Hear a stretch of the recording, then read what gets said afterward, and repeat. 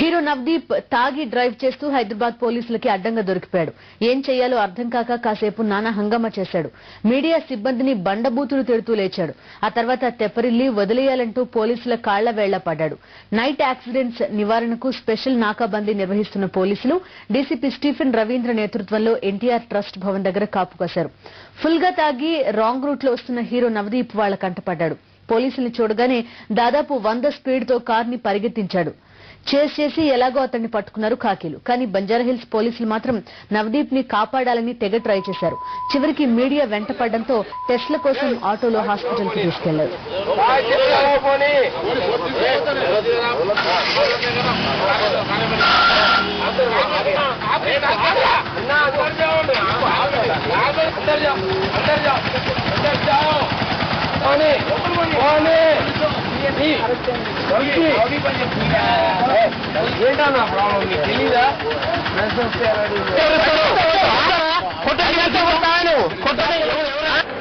ఇంతే కాకుండా వీళ్ళలోని ఎవరైనా తాగి నడుపుతున్నా గానీ ఈ వీకెండ్ పబ్స్ నుంచి వస్తుంటే వాళ్ళు కూడా మేము కేసెస్ రిజిస్టర్ చేసి అరెస్ట్ చేశాము.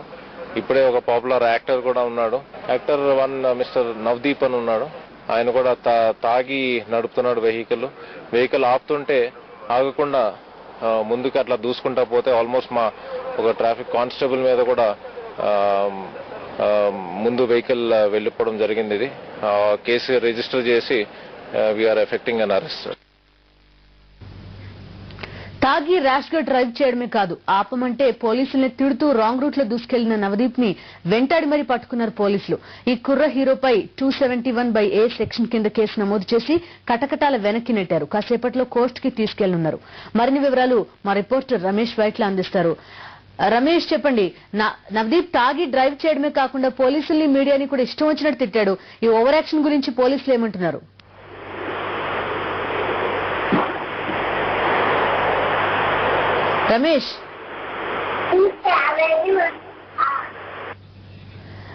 రమేష్ చెప్పండి, తాగి డ్రైవ్ చేయడమే కాకుండా మీడియాని పోలీసుల్ని ఇష్టం వచ్చినట్టు తిట్టాడు నవదీప్.